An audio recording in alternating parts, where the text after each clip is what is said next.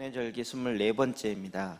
요한복음 6장 5절부터 14절까지 말씀입니다. 같이 읽겠습니다. 시작. 예수께서 눈을 들어 큰 무리가 자기에게로 오는 것을 보시고 빌립에게 이르시되 우리가 어디서 떡을 사서 이 사람을 먹이겠느냐 하시니 이렇게 말씀하심은 친히 어떻게 하실지를 아시고 빌립을 시험하고자 하심이라. 빌립이 대답하되 각 사람으로 조금씩 받게 할지라도 200데나리온의 떡이 부족하리이다. 제자 중 하나 고 시몬 베드로의 형제 안드레가 예수께 여짜오되 여기 하나이가 있어 보리떡 5개와 물고기 2마리를 가지고 있나이다.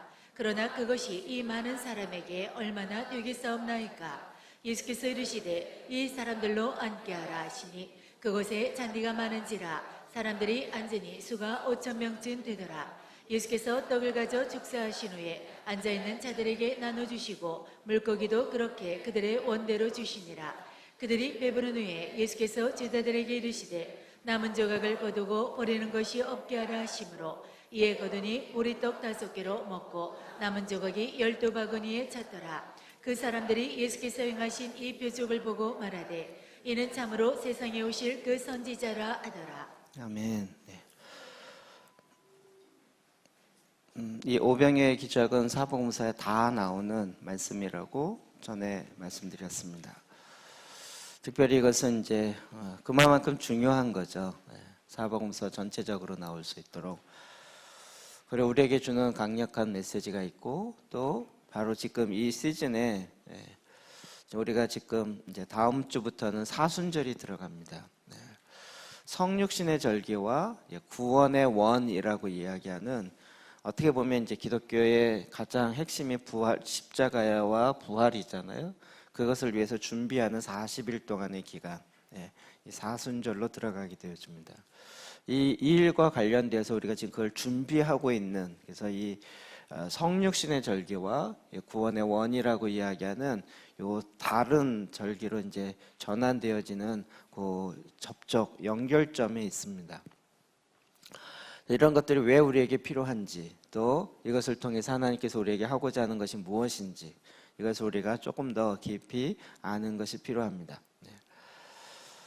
성육신, 말씀이 육신이 되어서 나를 통해 나타나면 되지. 그런데 여러분 그렇게 쉽게 나타나는 것이 아니라 이제는 그것이 내 삶에 구체적으로 드러나게 하기 위해서 하나님께서 행하시는 일이 있는데 그것이 신앙의 광야를 허락하시는 것입니다. 광야. 우리 요즘 주제처럼 느껴집니다. 정말 아무도 없고 오직 하나님만 의지하지 않고는 살아남을 수 없는 그곳. 하나님 왜 그런 광야의 어려움을 우리의 인생 가운데 허락하시는가?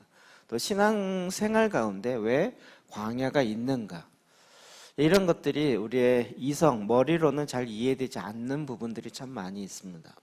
그런데 오늘 이 말씀을 통해서 정말 이 하나님의 계시가 정말 우리 안에 제대로 풀어지기를 주의 이름으로 축복합니다.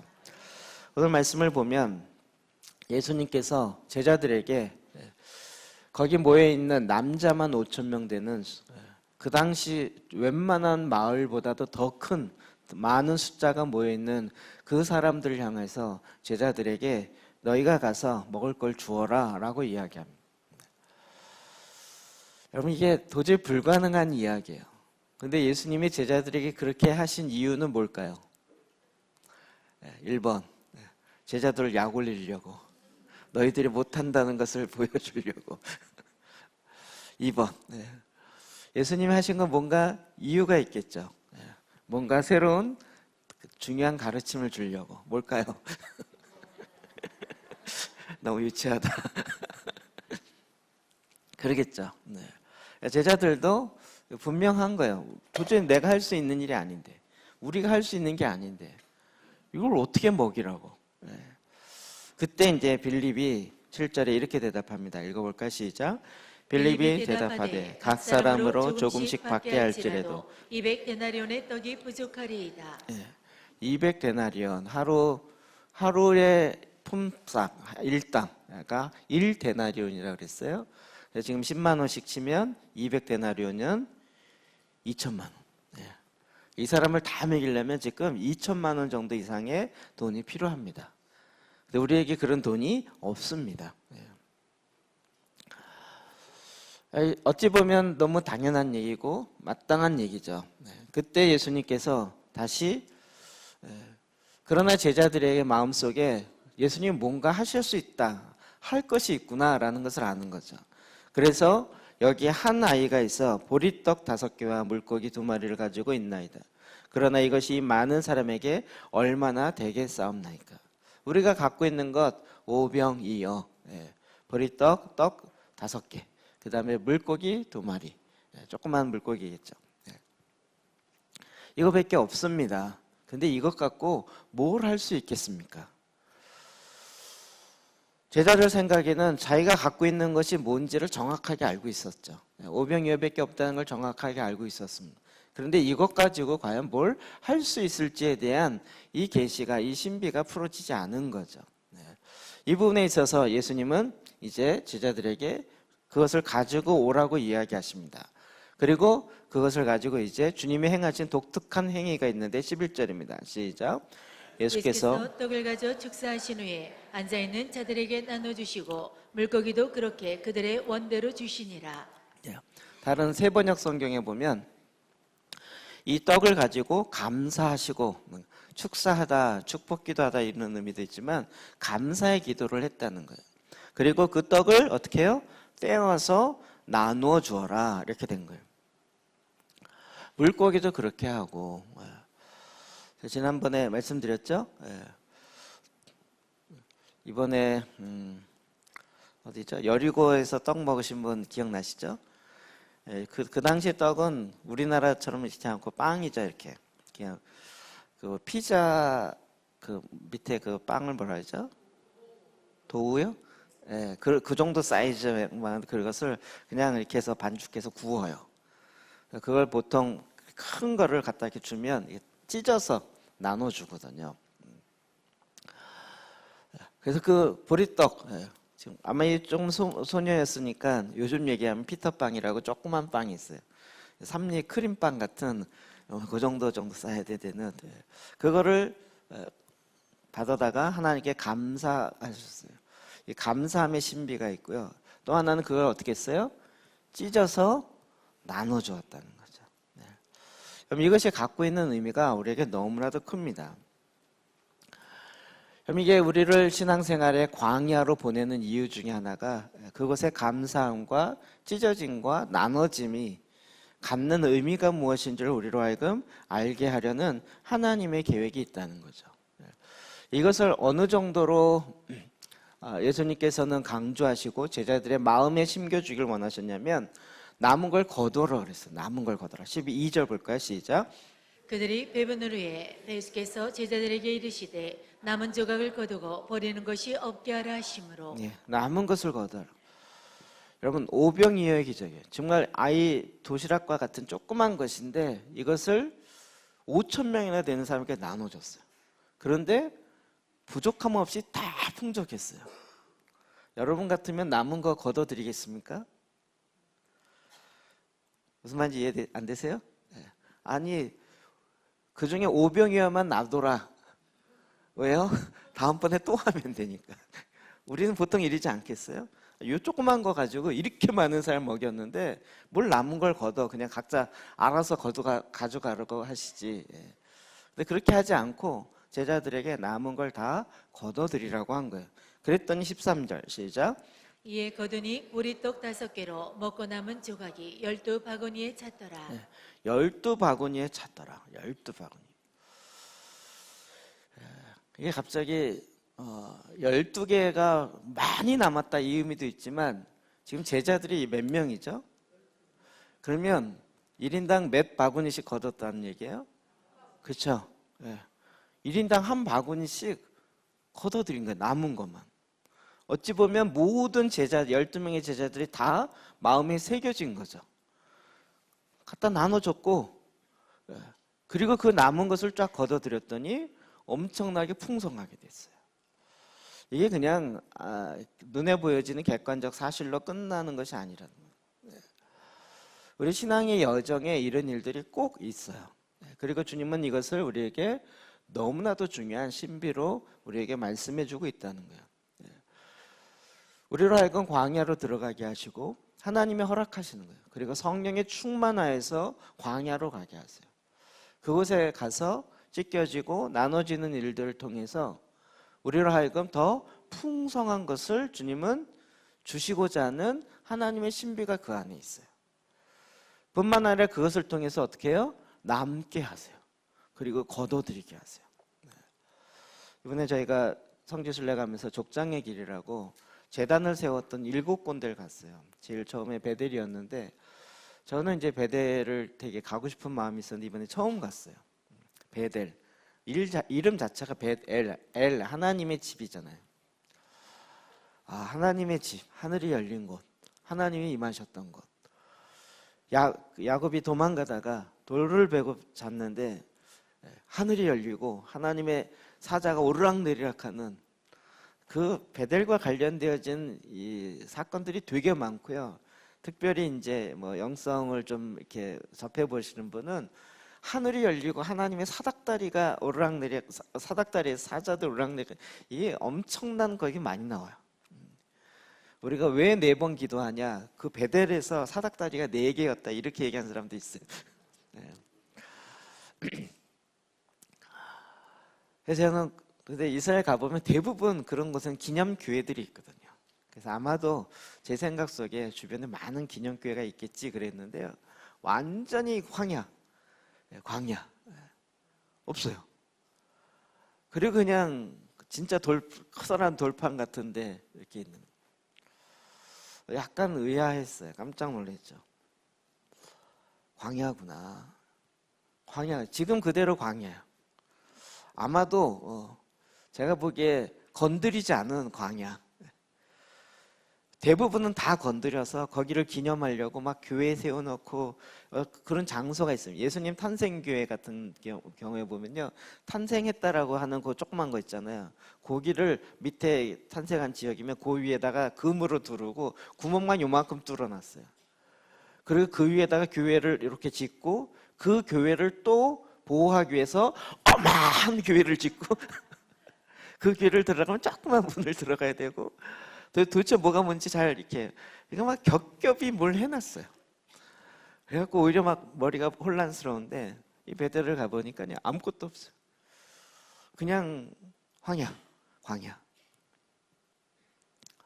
그래서 제가 이번에 말씀을 다시 준비하면서 야곱은 지금 형 에사에게 잡히면 죽을 것 같아서 도망가가지고요. 정말 하룻밤에 베엘세바에서 베델까지 진짜 정말 죽을 똥을 다해서 베델까지 올라가서 거기서 잔 거죠. 하나님이 그곳에 하늘 열린 하늘이었죠. 왜 열려 있었죠? 아브라함이 제단을 쌓았던 곳이잖아요. 그런데 야곱은 그걸 알지도 못해요. 그냥 도망간 거예요. 그리고 그 허벌판에서 돌을 베고 자는데 그것이 열린 하늘 안으로 들어간 거죠. 주님이 말씀하신 거예요. 너무나도 저는 이렇게 광야가 주는 의미가 뭔지를 알겠어요. 야곱에 있어서는 그것은 정말 말 그대로 광야예요. 주변에 아무것도 없어요. 그런데 주님이 그곳에 만났어요. 만날 뿐만 아니라 야곱이 구하지도 않았는데 하나님이 언약을 다시 알려줬어요. 이런 신비가 광야에서 풀어지는 거예요. 아마도 야곱이 그냥 아버지 집에 계속 있고 형 에서랑 그냥 좋고 좋은 관계로 있었다면 이런 일 전혀 없었을 것이에요.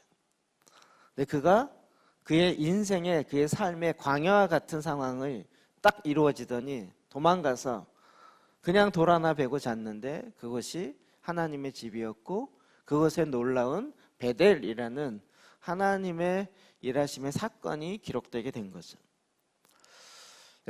우리도 신앙 여정이 이럴 때가 참 많이 있어요. 그냥 평탄하고 하나님 축복 주셔갖고 그냥 내가 예수를 믿었더니 모든 것이 만사 형통하고 평안하고 평탄하였더라. 이런 사람 있으면 나와보세요. 그건 기독교가 거의 아니라고 봐요. 저는 아니라고 확신해요. 그럴 수가 없어요. 네. 그리스도인의 삶이란 광야가 있을 수밖에. 성령에 충만하면 하나님 우리를 광야로 끌고 가세요. 왜 그럴까요?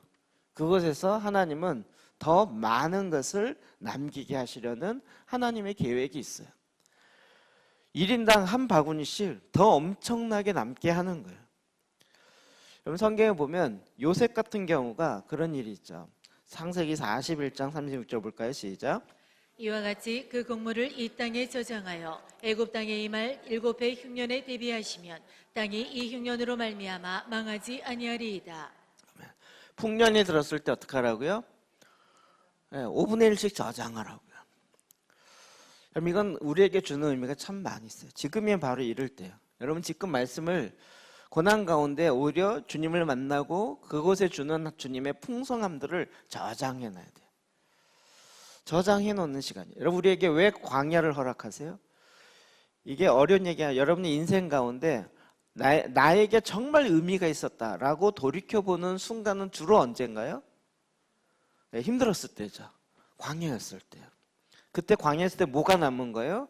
한 광주리씩 하나님이 주시는 그 양식들이 남은 거예요.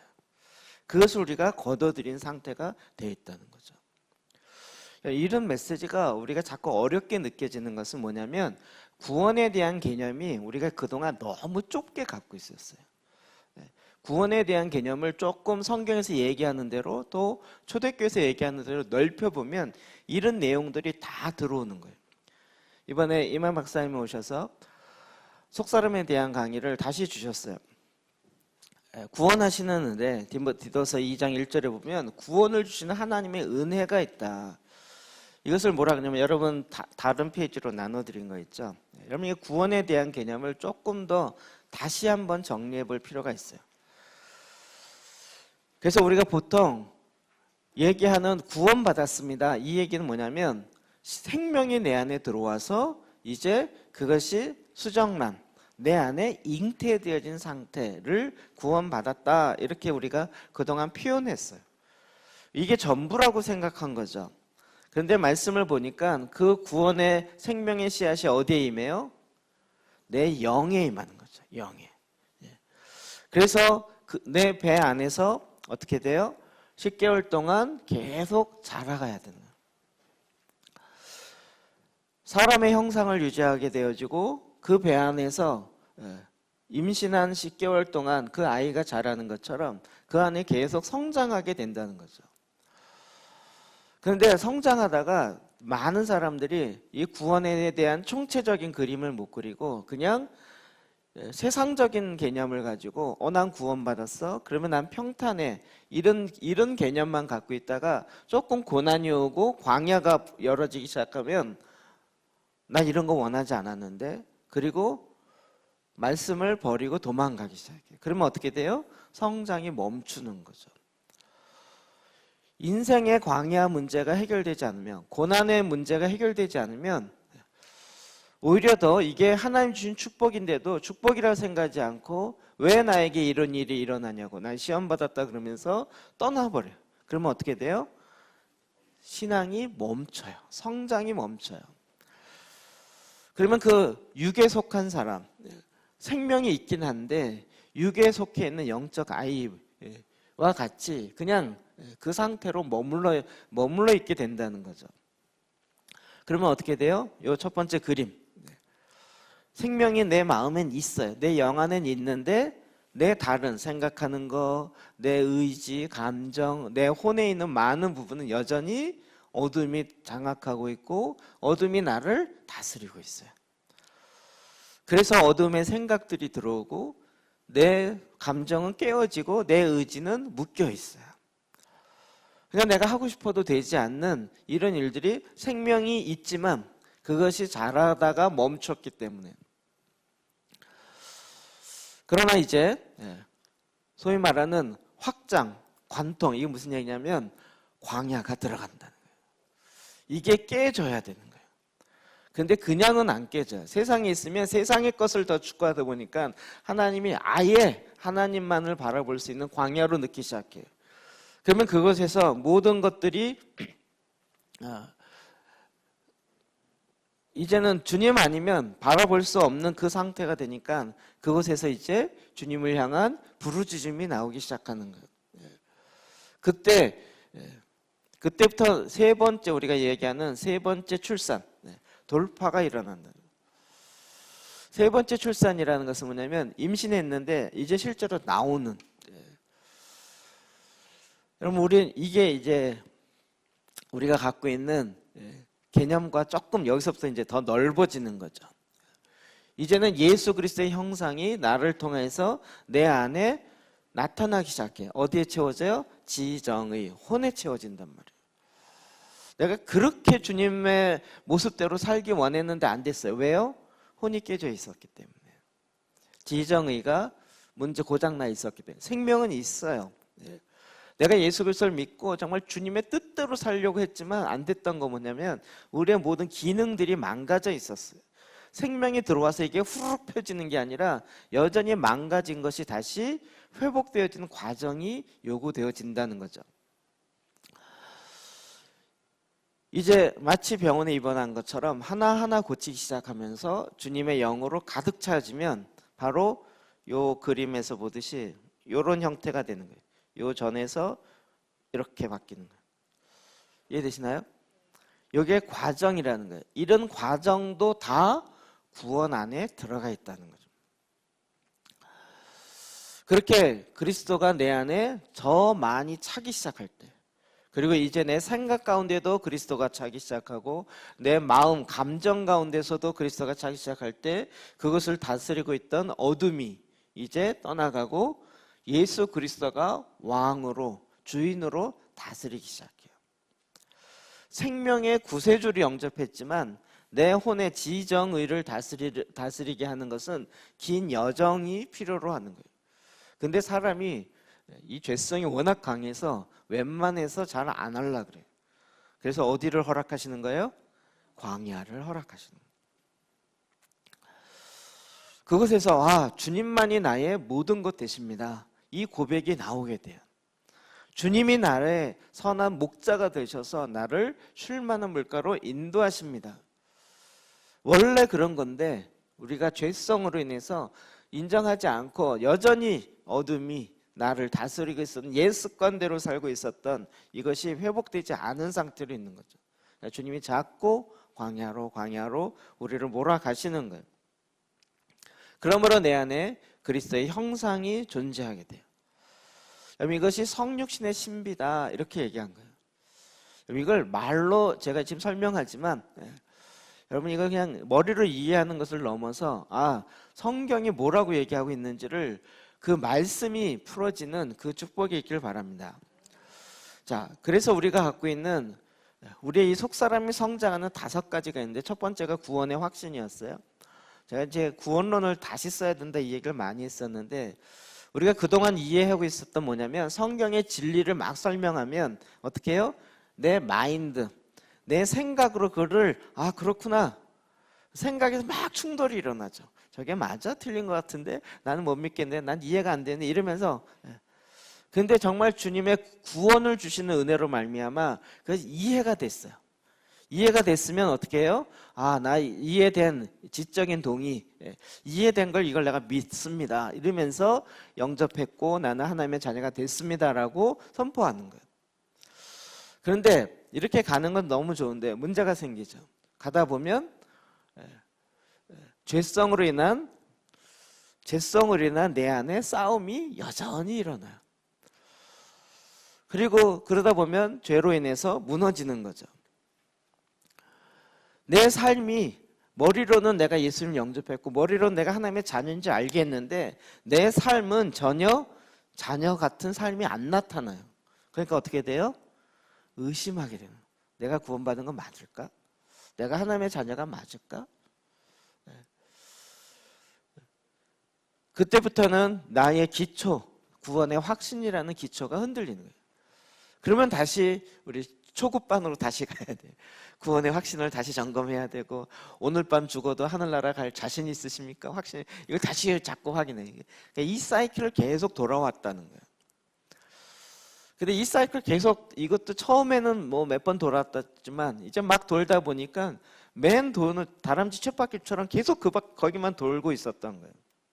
저희가 이제 초대교회의 가르침을 통해서 이해하게 된 게 뭐냐면, 구원받음으로 인해 나의 혼안에 일어나는 일들, 나의 지정의, 그 안에 일어나는 일들에 대해서 이제 말씀을 통해서 내 영의 눈이, 믿음의 눈이 열려져서 그것을 향해서 조금씩 생명이 들어오기 시작하는 거예요. 지식을 들어왔지만 지식에 뭐가 들어와야 돼요? 생명의 빛이 비춰짐으로 이 지식이 어떻게 해요? 진리로 바뀌는 걸 알게 돼요. 우리는 이 과정을 지금 계속 주님이 이 과정을 우리로 하여금 알게 하시는 거. 왜요? 우리를 더 온전케 하시려고. 온전케 하시려고.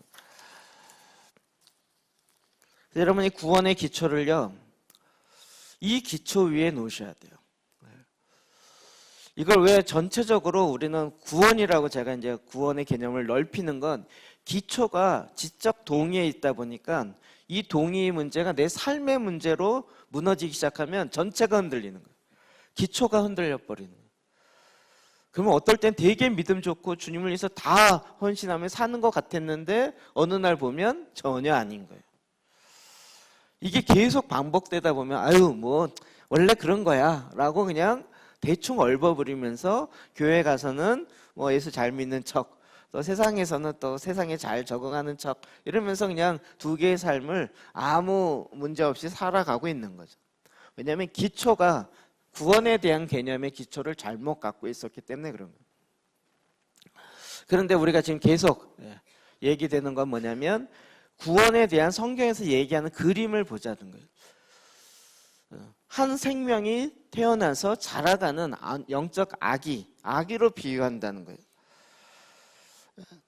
그래서 그 아이가 이제 잉태되어서 출산되어지고 자라나가는 이 모든 여정을 다 구원이라고 얘기한다는 거죠. 뿐만 아니라 건축할 때 어떻게 해요? 무조건 올리는 게 아니라 기초를 놓고 그 위에다가 기둥을 세우고 건축할 때 세워지는 그 여정, 우리가 그렇게 하나님의 거룩한 성전이요 산돌이 되어서 함께 지어져가는 여정으로 구원을 얘기하고 있다는 거예요. 그리고 그 재료를 뭘로 쓸지는 우리가 선택해야 된다 이렇게 얘기하는 거예요. 그리고 이제 또 그 나무의 생명 씨앗으로 이야기하는 거죠. 처음엔 씨앗으로 심겨지는데 그것이 내 안에 들어와 죽어서 어떻게 해요? 딱딱한 껍데기가 깨지는 것처럼, 그리고 거기서 싹이 나고 뿌리가 나는 거예요. 저는 그 영상을 보여드리려고 했는데 이 씨가 땅에 떨어져 갖고요 자라나가는 게 이제 영상으로 이렇게 잡히는 게 요즘 유튜브에 많아요. 신기해요. 진짜 그냥 딱딱한 씨가 땅에 떨어졌는데 거기에서 두 가닥이 나와요. 하나는 위로 싹이 나고 하나는 뿌리로 내려가요. 그리고 나중에 이게 머리를 훅 들어요. 땅 속에서 머리가 훅 들어. 그리고 쭉쭉 올라가요. 이런 거를 그 카메라로 특수 기법을 해서 촬영해 놓은 게 요즘 되게 많더라고요. 마치 이런 것 같아요. 그러니까 이 여정이라는 거예요. 나는 생명의 씨앗을 받았다. 요거 하나만으로 구원의 모든 것을 이렇게 얘기하지 않고 그 생명의 씨앗이 이제는 어떻게 해야 돼요? 땅에 떨어져 썩어서 죽어야 된다는 거죠. 저 오늘 이 말씀이 계속 떠오르는데 어렸을 때부터 이게 제일 힘들었어요.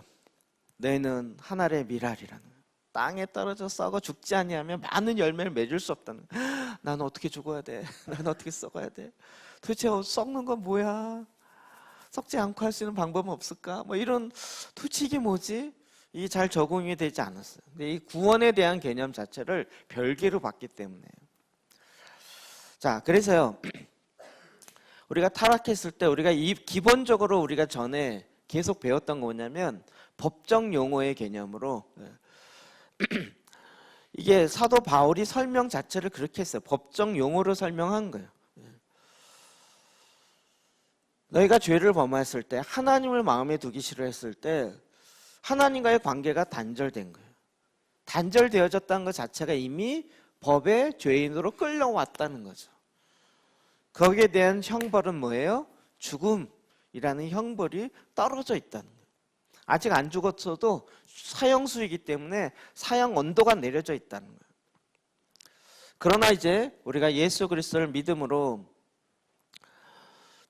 말미암아 구원을 얻다 이 얘기하는 거죠. 그런데 성경에는 그 한 가지만 구원의 개념을 얘기하는 게 아니라 또 이야기하고 있는데 그게 부패의 개념이에요. 뭐냐면 우리의 속사람이 아까 얘기한 것처럼 썩어 있다는 거죠. 피가 통하지 않으니까 마비가 되어서 마비된 상태로 계속 지정의가 다 깨어져 있어요. 어둠이 깨어져 있고 내 생각이 어둠으로 잡혀 있고 내 감정이 상한 감정이 돼 있어요. 상처가 워낙 감정이 많아 있다 보니까 뭐 건드리기만 아프다 그리고 그 상처 아픈 얘기가 항상 나오는 거예요. 의지는 많이 묶여 있어요. 알지만 행동이 안 돼요.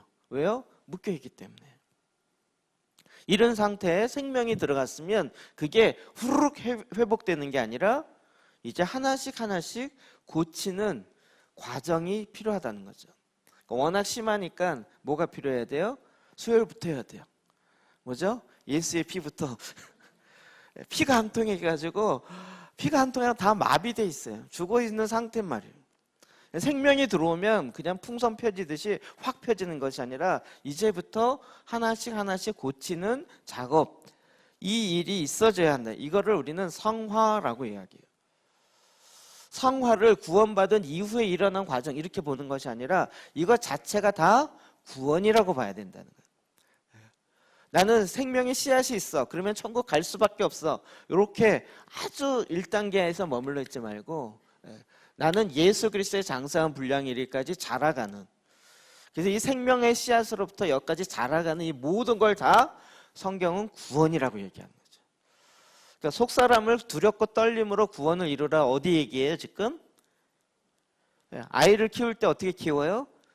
조심해서 집중해서 아이가 잘 클 수 있도록 해야 된다는 거잖아요. 마찬가지로 내 안에 있는 생명이 자라나갈 수 있도록, 예수 그리스도의 형상으로 자라갈 수 있도록 우리가 주의하고 집중해서 하나님의 말씀이 하라는 대로 두렵고 떨림으로 우리의 구원을 이루어 가야 돼요. 이것도 구원의 범주 안에 넣어야 된다는 거죠. 이게 들어가야 왜 하나님이 우리에게 고난을 주는지를 알게 되는 거예요. 아이들이 말을 배우기 힘들어요. 한국말 배우기 힘들잖아요. 근데 우리 아이들이 한국말을 어디서 배웠을까요? 어느 학원과 어떤 프로그램을 통해서 아이들이 말을 배웠을까요? 이 어려운 말을. 무슨 교재를 썼길래. 무슨 말인지 아시겠죠? 이 어려운 말을 엄마가 하는 말을 보고 따라하고 그냥 처음에는 억양만 따라 이러면서 그러다 거기에 단어가 붙기 시작하고, 그리고 점차 아이들이 아무 책도 없이 어떤 학원을 다니지도 않았는데 부모를 통해서 말을 배우기 시작한,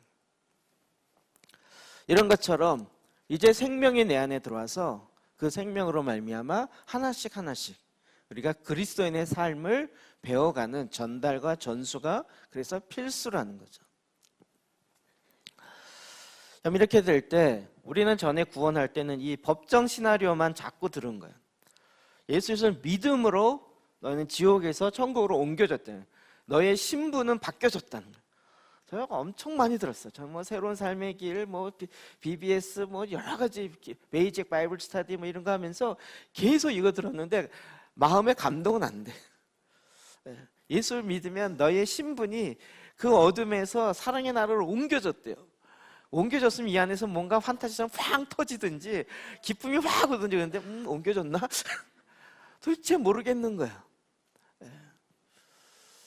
마치 아이가 엄마 뱃속에 잉태되었지만 아이가 느끼는 게 없어요. 여러분 엄마 뱃속에 있을 때 기억나세요?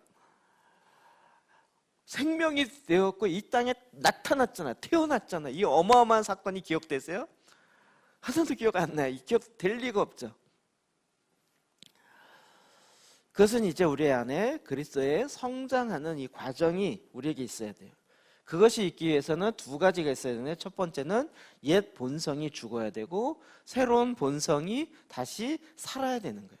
그래서 죽음과 부활이 기독교의 가장 중요한 핵심처럼 오는 거예요. 예수님의 죽음과 부활에 대해서 믿는 정도가 아니라 이젠 그것이 어떻게 해요? 내 안에. 내 안에서 나의 옛 본성, 옛 사람이 그리스도와 함께 죽고 이제 예수 그리스도 안에 생명으로 말미암은 새로운 본성이 나타나기 시작하는. 옛 사람이 죽어지는 거 그게 뭐예요?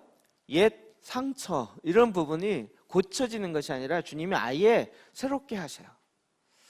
주님의 말씀, 주님의 생명으로 새롭게 새 영을 불어넣으시고 그래서 마치 염증, 골마 있는 것들을 주님께서 수술하기 시작해요. 뭘로요? 말씀의 칼로. 이건 잘못된 거야. 이건 수술은 어떻게 하죠? 잘라야 돼요. 그 안에는 염증을 빼내야 되는 거예요. 제가 몸에 워낙 염증이 많은 체질이에요. 그래서 얼굴에도 머리에도 막 염증이 많아요. 그래서 저는 막 가려면 다 긁고 다 짜거든요. 그래서 신기한 건 그렇게 많이 짜도 아직 그 얼굴은 그대로 있어요. 제 여드름도 그냥 놔두질 못해. 다 짜요, 저는. 다 짜야 돼. 막 간질간질하고 그러면 다 짜야 돼요. 그거 뭐 톡톡 이렇게 나와요. 피지 같은 게. 여러분 그 작업들이요. 예수님께서 우리 안에 있는 죄의 염증들을 수술하는 작업들을 하신단 말이에요. 이 과정이 있는데 이것이 바로 어디서 돼요? 수술대 위에서 되는 거예요. 예수님께서 하시는 광야에서 이루어지는 거예요. 여러분 광야를 들어가야 되겠어요? 안 들어가야 되겠어요? 그래야 구원의 완성이 이루어진다는 거 아시겠죠? 왜 나에게 광야를 주시냐 이게 아니라 할렐루야 성령이 충만하여 내 광야가 이게 이제 드디어 할렐루야가 돼야 되는 거예요. 되셨나요? 광야가 할렐루야로 오시나요? 이게 구원의 개념을 그냥 법정 개념으로 난 예수 믿고 구원받았어 이거 하나만 보면 광야는 구원의 범주 안에 안 들어오는 거예요. 이건 뭔가 잘못했기 때문에 일어나는 거다 이렇게만 들어오는 거죠. 물론 우리가 죄를 범함으로 일어나는 죄의 그 대가로 일어나는 책망도 있어요. 근데 그 책망이라 할지라도 하나님은 사랑 가운데서 우리를 더 온전케 하시는 구원을 온전케 하시는 하나님의 계획이라는 거죠. 그러니까 우리의 이 기초를 구원에 대한 기초를 전에 있는 좁은 개념으로 갖지 마시고 구원의 완성이라는 큰 더 온전한 개념을 가져야 지금 일어나고 있는 이 광야의 사건이 뭔지를 제대로 이해할 수 있는 거죠. 그래서 주님은 계속 우리에게 생명을 불어넣으세요. 우리는 제가 이제 저처럼 이제 막 따지기 좋아하는 사람 이런 걸 따져요. 예수의 피로 덮습니다. 저는 피로 덮질 않아요. 구약에는 짐승의 피로 덮었어요. 짐승의 피는 죄를 사할 수 있는 게 아니고요. 죄를 사하는 것에 대한 예표예요. 왜 문설주에 바르죠? 그 어린 양의 피가 이 집안에 있는 죄를 없애는 것이 아니라 피가 그냥 덮은 거예요. 그런데 예수 그리스도의 피는 어떻게 돼요? 그 죄를 아예 없애세요. 예수의 피는 죄를 완전히 깨끗하게 씻기세요. 그러니까 구약의 짐승의 피로 덮는 것과 예수의 피로 완전히 씻어지는 것과는 다른 차원이에요. 우린 자꾸 예수의 피로 덮습니다. 근데 물론 덮어야 될 부분이 있지만 덮어야 될 것은 구약적 용어예요. 제가 보기에는 예수의 피는 우리의 죄를 씻으세요. 아예 정결케 하고 깨끗게 하세요. 예수님의 피가 우리의 계속 수혈하듯이 계속 우리 안에 우리의 지정에 주님의 보혈의 능력들이 계속 들어오는 거예요. 그래서 우리가 지금 예수 기도, 보혈 기도 계속하는 거잖아요. 내 마음에 임한 예수님의 보혈, 내 눈에 임한 보혈의 능력, 내 손에 임한, 내 다리에 임한 보혈의 능력, 그 보혈의 능력으로 나의 속사람이 이제 온전케 회복된 이것도 뭐라고요? 구원의 완성이라고요. 그래서 초대교회는요 새로운 제자, 저희가 이거 번역할 때 고민을 많이 했어요. 새 신자예요. 원래는 새 신자. 새 신자 그러면 교회 다니면서 우리는 한국 교회는 이렇게 많이 해석하는 경향이 있어서 주님을 따르는 제자, 주님을 따르기로 한 사람들에게 이걸 초대교회는 항상 설명했어요. 이런 식으로 예수를 믿는 것 너무나도 잘하신 일인데 믿는 그 순간으로만 끝나는 것이 아니라 이제부터 어떻게 해요? 그 여정을 걸어가야 된다는 거예요. 그 여정에 대한 설명을 하는 거예요. 씨앗이 임하였습니다. 생명이 임하였습니다. 이제 그 기초 위에 서게 됐습니다. 이제는 어떻게 해야 돼요? 그 집을 지어야 된다라고 설명하는 거예요. 마치 예수면 믿으면 모든 것이 다 만사오케이 이렇게 좁은 의미로 이야기하지 않고 긴 여정의 그 흐름을 설명한 거죠. 그래서 이 영적 아이로 태어난 이 사람이 드디어 영적으로 하나님의 말씀하시는 것 앞에 순종하고 말씀을 읽고 시편으로 기도하고 금식하며 내 옛사람을 죽이고 새로운 본성이 내 안에 나타나도록 성육신의 은혜들을 계속 실천을 하는 거예요. 그래서 어떻게 내 마음에 생명으로 말미암아 주님의 형상이 조금씩 나타나는 것을 맛보기 시작하는 거죠. 눈이 열려요. 그러면 내 외적으로 일어나는 일들을 보는 거예요. 나의 정체성이 바뀌었어요. 그걸 칭이라 그리고 내적으로 일어나는 걸 보는 거예요.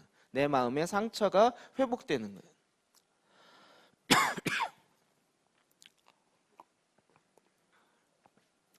이번 구정 때 저희 가족 모여서 제가 제 평생 처음으로 제 누나를 있고 저희 형은 이제 없고 이제 이렇게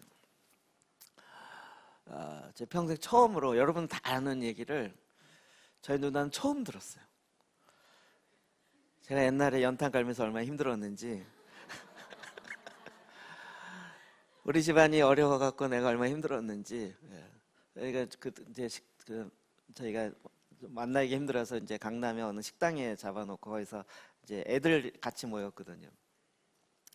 강남 얘기가 많이 하면서 강남에 우리 또 저기는 뭐 강남에 뭐 학원 강사하고 뭐 이렇게 해서 학원 강남의 이 엄마들의 이 치맛바람이 얼마나 센지 뭐 그런 얘기 한창 하는 거예요. 그래서 제가 약간 욱하는 마음에 야 니네 할머니가 얼마나 그 치맛바람 센지 알아? 그랬더니 왜 센냐는 거예요. 저희 누나가 모르더라고요. 누나가 그 혜택의 대상자야. 누나는 잘하면서 집안이 막 폈어요. 그래갖고요 전교에서 2등 하다가 3등 정교에서 반에서 말고 전교에서 2등 하다가 3등 떨어졌다고 이틀인가 3일을 울었어요. 저도 처음 들었어요. 자기 잘하면서 공부 하도 그래갖고요 쉬는 시간에 애들 떠들어가지고 자기는 공부하고 싶은데 그래갖고 책상 밑에 들어가서 공부했대요. 인간 같지 않죠. 근데 그러면서 이 치맛바람 그래서 담임 선생님이 하는 가외에 집어넣었어요. 뭐 이런 일들이요 스토리가 있거든요. 근데 그건 누나는 당연한 것처럼. 근데 저는 잘하면서 집이 망했어요. 초등학교 2학년 때 집이 부도나기 시작해서 그래서 신문팔이 하려고 막 했다 혼나고 이런 얘기 전혀 몰라요 우리 누나. 게다가 누나랑 저랑 형 가운데 있고요. 이게 4년 3년 터울이니까 제가 초등학교 들어가면 누나는 중학교 들어가고요. 제가 중학교 들어가면 누나는 대학생 들어요. 레벨이 워낙 달라요. 그냥 제가 어떻게 살았는지 전혀 몰라요. 나중에 저희 단체 카톡이 있는데 우리 막내 동생의 어렸을 때 불쌍한 얘기를 처음 들었다 이렇게 얘기 나오는 거예요. 그러면서 이제 마음의 상처인데 본인도 상처가 있다는 거예요. 본인도 상처가 있다. 워낙 그렇게 하다 보니까 이게 장녀가 갖고 있는 중압감이 있죠. 그러니까 저희 누나 컴플렉스는 뭐냐면 전교에서 2등 3등 하는데 시험 보면 늘 점수가 안 나와. 시험 보기 전날 배가 아프고 시험 보기 전날 스트레스 받아가지고 당일날 망쳐요. 그래갖고 그 당시에 하여튼 전교 2, 3등이니까 뭐 한창 좋은 대학에 갈 수 있는 건데 시험을 망쳐갖고요. 지금 유명한 홍대에 가게 됐거든요. 홍대 갔다고 또 일주일 울었어요. 인서울 한 것도 감사한 게 전데 나는 홍대 가서 창피하다고. 이게 같은 집안인데 잘하면서 완전히 그 어렸을 때 얘기를 처음 했어요. 본인도 상처가 있다고 얘기하는. 상처 들어보니까 제가 보기에 상처 같지 않은 상처. 말도 안 되는 상처라고 얘기를 하네. 그런 얘기를 제가 하면서 애들은 그런 일이 있었냐고 말하면서 처음 듣는 얘기예요. 야, 니네 아빠도 마찬가지야. 그 얘기를 하면서 제가 상처가 치유됐구나. 저희 가족한테 애들한테 이런 얘기를 한 적이 없었거든요. 처음 얘기하면서 내가 아파서 얘기하는 것이 아니라 이제 그런 것이 이제 치유가 이렇게 됐고 이런 얘기를 쭉 하니까 저희 정체성이 바뀐 거죠. 제가 어렸을 때 그랬던 것이 전에는 그것이 나에게 힘듦이고 아픔이었지만 이제는 그리스도 안에서 완전히 새롭게 되었고 그런 얘기 자체가 별로 창피하거나 더 이상 아프지 않아요. 있었던 사실이라는 것 자체는 변하지 않지만 그 사실이 나에게 더 이상 상처가 아니에요. 아프지 않아요. 흉터로 남아있을 뿐이에요. 건드려도 아프지 않아요. 나의 정체성이 바뀌어 있구나. 제가 이걸 절감한 거죠. 그래서 우리 형님네 그 막내가 작은아버지 제가 시간 언제 있으세요? 가서 그 하루 종일 그 스토리를 다 듣고 싶으세요. 너희 아빠의 비리 내가 너무 잘 알고 있어. 어렸을 때 어땠는지.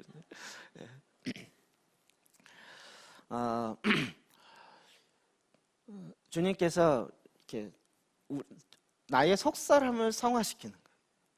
그렇지 않으면 계속 눌려 있을 거예요. 계속 눌려 있을 거예요. 얘기 되게 많은데 뭐 시간이 없으니까. 자, 그래서 어떻게 해요? 구원의 치유 과정. 그 골마 있는 게 어디 들어가요? 우리의 염증이 우리의 신체 부위마다 염증이 있어요. 요즘 유행하는 뭐죠? 폐렴. 폐에 염증이 생기는 거예요. 그렇죠? 위에도 염증이 생겨요. 위염, 장염 다 곪은 거야. 염증이 생기는 거예요. 염증이. 좋지 않은 세포들이 그것에 뭉쳐가지고요. 계속 그 기능을 방해하는 거죠. 그래서 이 노란 게 지금 염증이에요. 주님께서 이걸 고치시려고 어떻게 해요? 거기에 생명을 불어넣는 거예요. 생명을 불어넣는. 그러면 그 염증이 하나하나 그 피로 말미암아 새로워지기 시작하는 거예요. 이게 다 두렵고 떨림으로 구원을 완성해야 되는 여정 가운데 우리가 있다는 거예요. 이것을 본격적으로 치유하기 시작한 것 바로 광야에서 일어나는 거예요. 그럼 지금 양 끝부분에서 치유가 되기 시작하는 거예요. 이 문제를 보통 우리는 제대로 내 상처 문제, 내 감정의 상처 이런 부분이 제대로 해결되지 않아요. 아니면 세상의 방법으로 해결하려고 하다 보니까 오히려 더 긁어 부스럼을 만들거나 염증이 더 퍼지게 만든 거예요. 근데 하나님의 말씀은 거기에다가 생명을 불어넣어요. 생명을 불어넣어요. 그리고 이제 내 속사람이 자라기 시작하면서 그 상처를 나의 옛날 방법 혹은 세상의 방법으로 해결하지 않고 하나님의 말씀으로 생명으로 해결하는 것을 보기 시작하는 거죠. 그럼 그걸 할 때 아파요. 염증을 짜거나 염증을 치료하게 할 때 아픔이 있어요. 광야 갈 때 힘들어요. 외로워요. 하나님이 그것을 허락하는 것은 우리로 하여금 더 성숙시키고자 하는 하나님의 계획이라는 거예요. 사탄은 계속 우리로 하여금 어떻게 해요? 우리가 이해하지 못하도록 우리의 생각에 야 이렇게 한 건 너희 누나 때문이야. 너희 형 때문이야. 본인의 죄악도 있고 하나님이 그런 여정을 허락하신 그 코스인데도 불구하고 그래서 나를 성숙시키려는 하나님의 계획은 싹 빼고 누구 때문이야? 누구 때문이야? 자꾸 원인을 외부에 두게 만들려고 하는 거죠. 우리의 시야의 부족이야. 하나님 왜 광야를 허락하시는지, 왜 고난을 허락하시는지 말씀에 그렇게 많이 나오는데도 우리는 그걸 싹 걷어내고 예수 믿고 잘 되는 것만 생각하는 거예요. 굉장히 기복주의가 잘못됐다고 이야기하지만 그러나 내 마음속엔 여전히 그냥 잘 되기를 원하는 그런 안일한 생각들이 있는 거죠. 자, 이런 치유의 과정, 즉 칭의와 성화 그리고 영화, 정결케 되니 모든 것이 다 뭐라고요? 구원이라고요. 구원. 우리가 지금 속사람의 성장 이야기 계속하는 이유는 구원에 우리가 갖고 있는 개념을 넓혀야 된다는 거예요. 넓혀야 된다. 자, 이 개념을 가지고 오늘 말씀을 다시 보아요. 예수님께서 그 떡을 감사하고 떡을 떼시고 나눠주라 했어요. 이게 나중에 보면 다음 주에 한 번 더 설명했지만 요한복음 6장 32절부터 33, 35절부터 시작. 예수께서 이르시되 내가 진실로 진실로 너희에게 이르노니 모세가 너희에게 하늘로부터 떡을 준 것이 아니라 내 아버지께서 너희에게 하늘로부터 참떡을 주시나니 하나님의 떡은 하늘에서 내려 세상에 생명을 주는 것이니라. 예수께서 이르시되 나는 생명의 떡이니 내게 오는 자는 결코 줄이지 아니할 터이요 나를 믿는 자는 영원히 목마르지 아니하리라. 그 앞에는 약간 이 상황이 다른 것이긴 한데 28절에 보면 어떻게 해야 내가 하나님의 일에 참여하겠습니까? 그럴 때 예수님이 하나님이 보내신 자를 믿는 것이 하나님의 일이다 이렇게 이야기를 해요. 그러면 사인을 주십시오. 표적을 주십시오. 그랬더니 주님이 하신 것이 만나의 이 사건을 갖고 이야기한 거예요. 자, 만나 하늘로부터 이스라엘 백성이 광야에 있던 40년 동안 만나가 내렸어요. 그들이 40년 맞죠? 그들이 그걸 먹고 살았어요. 그래서 하늘의 만나, 우리 이 개념은 굉장히 많이 있죠. 근데 거기에 대해서 예수님이 새롭게 해석했는데 모세가 너에게 하늘로부터 떡을 준 것이 아니라 내 아버지께서 너에게 하늘로부터 참떡을 주시나니. 그건 너에게 먹을 수 있도록 준 건데 그건 육을 위해서 준 거잖아요. 하나님의 하늘로부터 참떡, 진짜 만나를 주신다는 거예요. 진짜 만나가 무엇이에요? 하나님의 떡은 하늘에 내려 세상에 생명을 주는 거라고요. 생명이 누구죠? 예수 그리스도를 주는 거예요. 그 예수님이 내 안에 생명으로 들어왔습니다로 끝나는 것이 아니라 그거를 어떻게 해요? 먹어야 되는 거예요. 그걸 나눠주기 위해서 예수님은 어떻게 해요? 내가 생명의 떡이다. 나를 먹어라. 이렇게 얘기합니다. 그러니까 지금 오병이의 기적을 통해서 제자들이 뭘 알게 된 거예요? 감사하고 떡을 뗐어요. 떡을 찢고 나눠줬더니 5천 명이 다 먹었을 뿐 아니라 더 풍성하게 됐어요. 이게 결국 그 떡이 누구라고요? 예수 그리스도예요. 그것을 그 제자들이 다 바구니를 거두면서 눈으로 확인하는 거였어요. 야, 그리스도 안에서 더 풍성하게 되는 거구나. 예수님이 오신 것은 우리에게 생명을 주고 생명이 더 풍성하게 하려는 거구나. 우리가 오히려 고난을 통해서 이 양식을 저장하고 더 준비해야 되는구나. 이거를 그들이 삶으로 체험하게 된 거죠. 그럼 이것이 여기서 끝나지 않아요? 예수님께서 제자들과 마지막 6월절 만찬을 할 때 마태복음 26장 26절이요. 시작. 그들이 먹을 때에 예수께서 떡을 가지사 축복하시고 떼어 제자들에게 주시며 이르시되 받아서 먹으라 이것은 내 몸이니라 하시고. 예수님의 행동을 보세요. 떡을 가지사 어떻게 했어요? 축복하시고 감사 기도하시고 그 다음에 어떻게 했어요? 떼어서 그 떡을 하나로 된 걸 찢어서 그래서 나눠주면서 이걸 받아 먹어라. 내 몸이다. 예수 그리스도다 라고 얘기합니다. 성찬식은 그냥 주님의 몸을 기념하는 것에 끝나는 것이 아니라 그걸 통해서 뭘 알아야 돼? 우리는 예수님이 내 안에 예수 그리스도를 먹음으로 내가 내 혼이 지정의가 다시 주님이 원하셨던 대로 회복되는 거예요. 그리고 내 속사람이 회복돼야 되는 거죠. 하나님의 방법으로. 여러분 말씀 외에는 내 속사람의 양식이 있을 수가 없어요.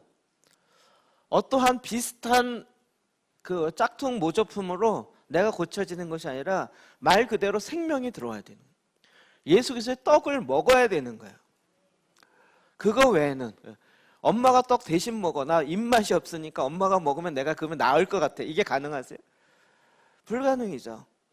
내 입맛이 없고 내가 막 이렇게 안 들어온다 할지라도 먹어야.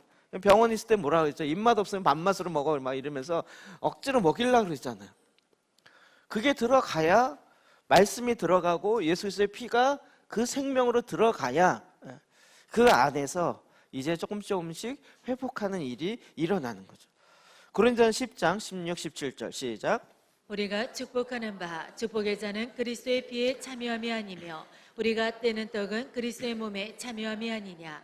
떡이 하나요 많은 우리가 한 몸이니 이는 우리가 다 한 떡에 참여함이라. 떡을 먹었다 같이 피를 마셨다 이 얘기는 뭐예요? 한 몸이 되었다는 거예요. 예수 그리스도 안에서 함께 그 몸에 참여한 거예요. 그 피에 참여한 바가 되었다라는 거예요. 주님은 이 자체에 너무나도 중요한 의미가 계속 들어가고 있어요. 그러니까 이 오병이어의 기적뿐만 아니라 성찬식, 그리고 예수님이 마지막에 행하셨던 것, 이 모두가 다 같이 연결되어 있어요. 고린도 11장 18절부터 21절 보면 놀라운 하나님의 계획하심이 나오고 있습니다. 시작. 십자가의 도가 멸망하는 자들에게는 미련한 것이요 구원을 받은 우리에게는 하나님의 능력이라. 기록된 바 내가 지혜 있는 자들의 지혜를 멸하고 총명한 자들의 총명을 폐하리라 하였으니 지혜 있는 자가 어디 있느냐, 선비가 어디 있느냐, 이 세대의 변론가가 어디 있느냐. 하나님께서 이 세상의 지혜를 미련하게 하신 것이 아니냐. 하나님의 지혜에 있어서는 이 세상의 자기 지혜로 하나님을 알지 못하므로 하나님께서 전도에 미련한 것으로 믿는 자들을 구원하시기를 기뻐하셨도다. 아멘. 십자가의 도가, 십자가에 우리가 얘기하는 예수 그리스도의 십자가가 지혜로운 겁니까? 어찌 보면 지혜로 접근할 문제가 아닌 거예요. 근데 하나님은 하나님의 능력을 그 십자가 안에 두셨어요. 이걸 믿는다는 것 자체가 논리적으로 보면 별로 타당하지 않은 것 같아요. 왜 하필 십자가를 믿음으로 그리스도와 함께 죽고 그리스도와 함께 사는 것이 예수 그리스도의 십자가로 두셨을까요? 이건 우리에게 논리를 요구하기보다는 순종을 요구하는 거예요. 그렇게 하나님에 대한, 하나님 우리에게 처방을 하셔요. 십자가를 안으로 들어와라. 우리는 그거보다 더 좋은 이론 없을까요? 십자가 말고 다른 알약 없을까요? 다른 거 이렇게 먹으면 이렇게 몸이 착 펴지고 이런 거 없을까요? 하나님은 늘 십자가를 우리에게 대안으로 제시하는 거예요. 그 십자가는 예수 그리스도의 십자가뿐만 아니라 내가 어떻게 돼요? 그리스도와 함께 죽고 그리스도와 함께 사는 이거 외에는 하나님께서 다른 길을 주지 않으셨다는 거예요. 이게 미련해 보인단 말이에요. 금식하는 게 미련해 보이고 성경 읽는 게 미련해 보이는 거예요. 차라리 공부를 하지. 그런데 하나님은 그렇게 얘기하지 않으시고 오히려 하나님의 지혜를 이 하나님이 이야기하시는 이 말씀 앞에 순종하는 걸 통해서 하나님의 능력이 우리에게 나타나게 했어요. 십자가 신비인 거예요. 그럼 이게 뭐 유명한 박사학위 논문을 통해서 한 게 아니라 주님이 하나님께서 우리에게 주시는 복음이요 우리에게 처방하는 하나님의 대안인 거죠. 그래서 어떻게 옛사람을 그리스도와 함께 십자가에 죽고 나의 새 사람이 새로운 본성이 그리스도와 함께 부활의 생명을 살아가는 것. 이게 어디서 일어나요? 광야에서요. 광야에서요. 요한복음 12장 24절 25절 시작. 내가 진실로 진실로 너희에게 이르노니 한 알의 밀이 땅에 떨어져 죽지 아니하면 한 알 그대로 있고 죽으면 많은 열매를 맺느니라. 자기의 생명을 사랑하는 자는 잃어버릴 것이요 이 세상에서 자기의 생명을 미워하는 자는 영생하도록 보존하리라. 아멘. 저 이 말씀 때문에 계속 고민했다 그랬죠. 한 알의 밀알이 한 알이 딱 그대로 있으면 그대로 있고 죽으면 많은 열매를 맺느니라. 예수 그리스도의 십자가가 내 안에, 결국 예수님의 십자가는 예수님의 십자가에 대해서 믿음으로 구원 얻는다는 것에서 끝나는 것이 아니라 훨씬 뛰어넘어서 어떻게 해야 돼요? 내 안에 나도 하나의 생명처럼 나도 나의 삶이 씨앗으로 같이 주님과 함께 죽고 내 안에 그리스도의 생명이 나타나는 것을 내 안에도 나타나게 하시는 거예요. 이게 되려면 뭐 해야 돼요? 나보다 주님을 더 사랑하는 게 돼야 되는 거예요. 어려운 게 아니고 여러분이 보통 결혼할 때 또 자녀들을 향하여 어떤 마음이 있죠? 사랑하는 마음이 있으니까 내 모든 걸 다, 내 인생을 다 드립니다. 이게 되는 거잖아요. 그게 왜 돼요? 논리적으로 돼요? 논리가 아니라 사랑하기 때문에. 주님을 향한 그 사랑 때문에.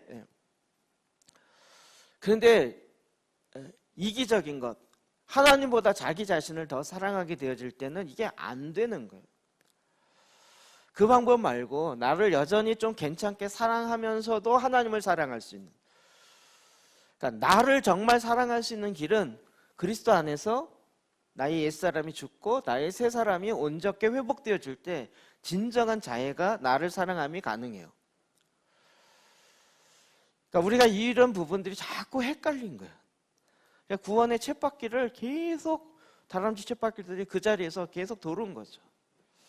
그러니까 그 위에서 올라가는 것 같았지만 팔 올라갔다 금방 떨어지고 여기만 왔다 갔다 한 거죠.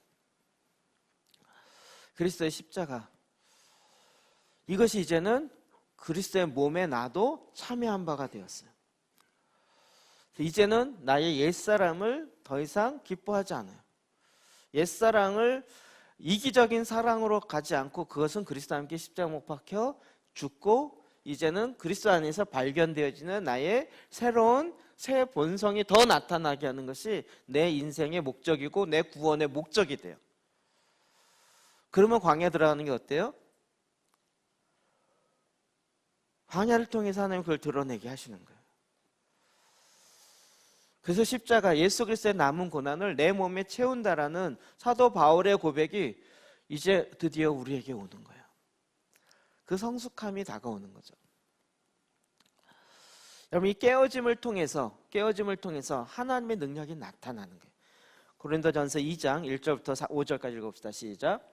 형제들아, 내가 너희에게 나아가 하나님의 증거를 전할 때에 말과 지혜의 아름다운 것으로 아니하였나니 내가 너희 중에서 예수 그리스도와 그의 십자가에 못 박히신 것 외에는 아무것도 알지 아니하기로 작정하였습니다.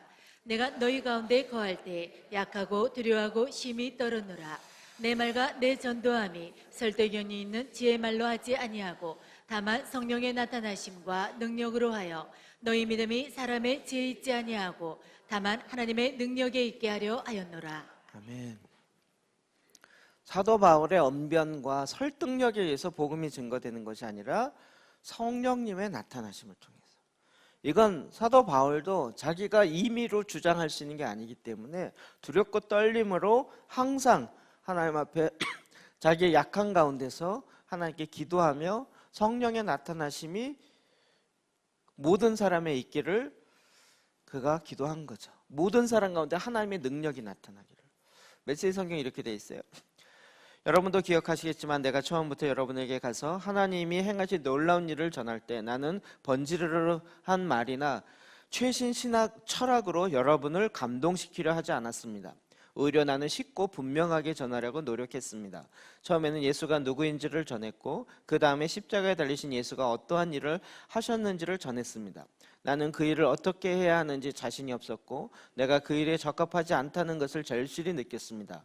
더 솔직히 말씀드리면 나는 몹시도 두려웠습니다. 내가 메시지를 전할 때 여러분이나 다른 누구에게 감동을 주지 못하는 것은 그 때문입니다. 그러나 메시지는 결국 전해졌습니다.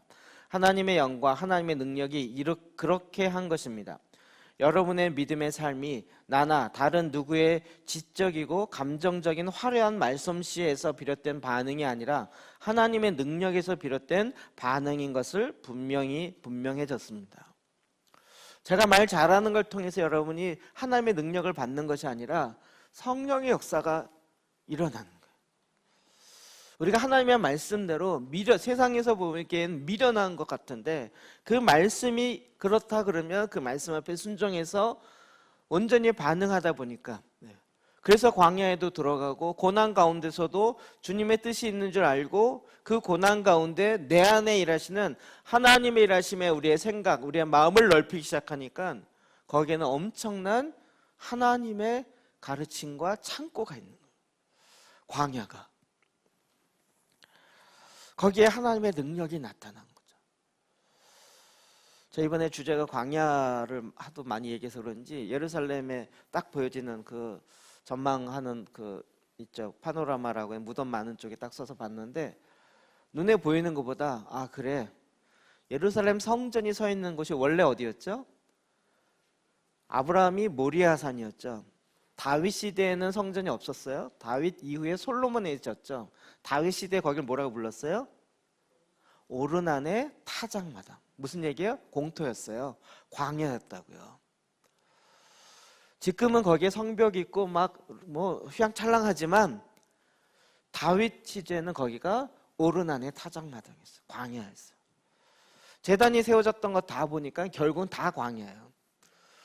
광야에서 하나님을 만났고 광야에서 하나님의 일하심을 그들이 경험하는 거예요.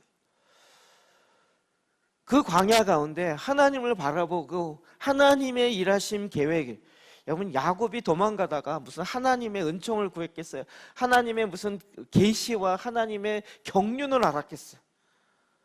그거 관심이 없는데도 아브라함이 쌓은 제단 안으로 들어오게 하더니 그를 향한 하나님의 언약의 계획들을 하나님이 일방적으로 발표하시는 거예요. 그리고 그 야곱이 바뀌어요. 하나님이 우리는 나를 향한 하나님의 계획, 그런 거 뭐 알려고 하지도 않았고 별로 관심도 없었고 그냥 내가 잘 되는 거, 나 좀 어떻게 좀 요거 갖고 주님 앞에 왔는데 주님은 그거 별로 개의치 아니하시고 나를 향한 하나님의 계획을 말씀하기 시작하는 거예요.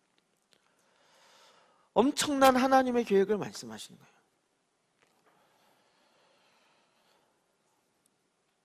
나중에 이번에 갔다 왔던 걸 쭉 정리해서 한번 말씀드리겠지만 제가 이제 생각이 진짜 많이 바뀌었어요. 내가 이제 유대인들 좀 가르쳐야겠다. 메시아닉주 그러면 와 대단해. 유대인뿐만 아니라 예수를 믿는 유대인 진짜 대단해 이랬는데 안 되겠다. 걔네들도 좀 가르쳐야겠다. 정말 아브라함에게 하나님이 원하셨던 계획하심이 있어요. 이제는 그것들이 다 회복돼야 되는 거죠. 우리의 눈에 거풀이 벗겨지고 이제는 온 열방이 예수 그리스도 안에서 한 몸이 되어지고 하나 되게 하시는 것에 하나님이 이방인과 유대인을 같이 쓰시는 거예요. 이게 우열이 아니야. 좋고 나쁜. 지금 이삭과 이스마엘의 싸움이라고요? 여러분 아브라함의 아버지인 아브라함이 그렇게 생각하겠어요? 이삭의 후예들은 지금 이슬람 쪽에 가 있고 이삭의 후예들은 이스마엘 제가 잘못 얘기했나요? 그렇게 갈라져 있고 이게 통일되는 게 뭐 그게 아니고요. 아브라함이 아버지잖아요. 지금 셋째를 통해서 셋째 부인을 통해서 나온 그두라. 지금 베두인족이라고 많이 얘기해요. 베두인족. 그러니까 그 주변에 아브라함을 통해서 탄생한 많은 자손들이 있어요. 혈통적. 이게 다 통일되려면 어떻게 해야 돼요? 거짓된 평화를 통해 되는 것이 아니라 예수 그리스도의 몸 안에서 통일이 되는 거예요. 평화 조약을 통해서 통일되는 게 아니고요. 평화가 이루어지는 것이 아니고 예수 그리스도가 오시고 예수 그리스도를 먹음으로 그리스도 안에서 이스마엘도 하나님의 자녀인 것과 하나님의 은혜로 하나님 안에서 새로워지는 걸 아는 거예요. 유대인들도 마찬가지고 이방인들도 마찬가지고 모두가 다 예수 그리스도의 떡과 그 피를 통해서 회복되어지는 거예요. 우리는 왜 은혜인지 그 놀라운 하나님의 계시와 하나님의 일하심을 알게 됐고 그것을 우리를 통해서 나타난 바 되는 거예요. 고린도서 2장 14절 시작. 육에 속한 사람은 하나님의 성령의 일들을 받지 아니하나니 이는 그것들이 그에게는 어리석게 보이며 또 그는 그것들을 알 수도 없나니 그러한 일은 영적으로 분별되기 때문이라. 아멘. 메시지 성경. 영에 속하지 않은 사람은 본질상 하나님의 영의 선물을 받을 수 없습니다. 그에게는 그럴 가능성이 없습니다. 그의 눈에는 그 선물들이 대단히 어리석은 것처럼 보이기 때문입니다. 영을 알 수 있는 통로는 영밖에 없습니다. 하나님의 영과 우리의 영은 막힘없이 서로 통합니다. 우리는 영적으로 살아있어서 하나님의 영이 하고 계신 모든 일에 다가갈 수 있습니다. 우리의 영에 속하지 않는 사람의 판단을 받지 않습니다. 하나님의 영을 아는 사람 누구인가? 하나님께서 하고 계신 일을 아는 사람 누구인가? 라는 이사야의 물음에 답이 주어졌습니다. 바로 그리스도이십니다. 그리고 우리는 그리스도의 영을 가졌습니다. 광야를 통해서 이 세상의 영을 버리게 하시고 예수 그리스도의 영을 받게 하시는 거예요. 우리는 예수 그리스도의 영이 올 때 도대체 우리가 어떻게 바뀌는지 몰랐어요. 근데 우리가 두렵고 떨림으로 이 세상의 영을 따르는 자가 아니요 이 세상의 영은 그리스도와 함께 십자가에 내어 죽이고 이제는 예수의 영, 그리스도의 영이 내 안에 들어와서 그 영을 따르는 영의 사람들이 된 거예요. 이것이 구원이라고요. 이게 뭐 듣는 기도를 통해서 어떤 은사를 받는 그게 아니라 예수 그리스도의 영이 우리 안에 들어와서 이제는 하나님 아버지의 마음에 있는 것이 무엇인지를 알아요. 심지어는 이스마엘을 향한 하나님의 계획이 뭔지를 알아요. 이삭을 향한 하나님의 계획이 뭔지를 알고 열방을 향한 하나님의 계획이 뭔지 알아요. 그래서 예수 그리스도 안에서 한 떡으로 말미암아 한 가족이 돼요. 그리고 그 떡이 띄어서 깨어서 나눠주기 시작하니까 5천 명이나 되는 모든 사람들이 다 먹고 다 자기의 삶의 간증으로 한 광주리씩 가득가득 남는 자가 되었어요. 우리의 삶이 이렇게 된다고요. 그러니까 예수님이 제자들 보고 너희가 먹이라 라고 얘기합니다. 그리고 제자들은 결국 먹이는 삶을 그의 생애 가운데 살아낸 거죠. 그들의 삶 가운데 정말 한 광주리씩 가득하게 생명이 더 풍성하고 예수 그리스도의 떡이 더 풍성하게 되는 하나님의 역사가 그의 삶 가운데 드러난 거죠. 주님은 그걸 원하셨어요. 그 그림을 가지고 이 오병이의 기적을 그들로 하여금 경험하게 하시고 그 가운데 떡이 무엇인지 그리고 이것이 감사함으로 떼어서 나눠주는 것이 무엇인지를 알게 하셨고 우리로 하여금 그 삶을 살게 하시는 거예요. 이것이 바로 하나님께서 구원의 역사를 이루고자 하는 하나님의 계획하십니다. 하나님이 일하십니다. 앞으로 세상은 더 전염병과 난리의 소문이 있을 거예요. 지금 한국에 전염병 때문에 난리 하잖아요. 저도 이번에 가니까 딱 얼굴 마주치면 이렇게 맞고 돌아게 이런 인간들 많더라고요. 네. 여러분 전염병 성경 딱 정확하게 보면 전염병이 왜 나타나요? 죄악으로 말미암아 나타난 하나님의 심판 중에 하나예요. 전염병이 일어나 전쟁이 일어나거나 이러면 어떻게 하라고요? 내 백성이 깨어 기도하라고 죄로부터 돌이키고 깨어서 기도하라고 주의 얼굴을 구하라고. 그러면 주님이 어떻게 해요? 땅을 고치시겠다는 거예요. 이걸 바라보는 우리의 관점이 다른 거예요. 지금 하나님이 뭔가 일하시고자 하는 건데 그 하나님의 뜻과 상관없이 가니까 전염병이 일어나는 거예요. 이걸 보면서 전염병이다. 난 걸리지 말아야지. 물론 조심해야 돼요. 그래 그보다 더 중요한 건 하나님의 영이 임하여서 이것을 향해서 하나님이 지금 하시고자 하는 일이 뭔지를 하나님의 영과 소통이 되어서 알게 되는 거예요. 그 문제를 누가 들고 나갈 수 있어요? 제사장이. 하나님 앞에 나가 우리의 죄악을 갖고 하나님께 나가 기도할 수 있어요. 그러므로 말미암아 내 삶 가운데 한 강줄이 가득하게 하나님의 말씀이 내 안에 준비되는 거예요. 광야에서. 전에는 고난이 나에게 상처였지만 이제는 고난이 나에게 유익이 되는 것을 아는 거예요. 그래서 오히려 광야 가운데 주님이 우리의 삶이 떼어지고 나누어지는 거예요. 성육신의 말씀이 육신이 되어 우리에게 임했는데 그 다음에 사순절로 들어가 오히려 광야 가운데 들어가게 하시는 것은 하나님의 더 큰 계획, 우리의 혼의 문제를 더 정결케 하고 깨끗게 하고 그 가운데 하나님의 부활의 생명의 열매를 맺게 하기 위해서 사순절에 40일 동안의 금식과 함께 일어나는 하나님의 신앙의 패턴을 걸어가게 하셨다는 거예요. 이게 구원의 절기를 우리에게 주신 걷게 하시는 하나님의 목적 중에 한 가지죠. 그래서 두렵고 떨림으로 너의 구원을 이루라 말씀하신 것입니다. 주님이 지금도 우리에게 말씀하세요. 온 열방을 너희가 먹여라. 저도 그랬고 여러분 우리가 어떻게 해요? 우리가 가진 거 물고기 5병여밖에 없는데 이거 갖고 어떻게 해요? 어떻게 됐죠? 그거 조그만 걸 주님께 드렸더니 주님이 예수 그리스도로 충만케 나타나게 하셨어요. 이거를 다 저와 여러분이 제자들이 경험하는 것처럼 주님이 그렇게 하시겠다는 거예요. 하시겠죠? 네, 하실 것입니다. 이것을 오병이의 이 사건을 통해서 주님이 우리에게 이 사순절을 들어가는 바로 전주에 우리가 지금 주시는 하나님의 말씀입니다. 기도하십시다.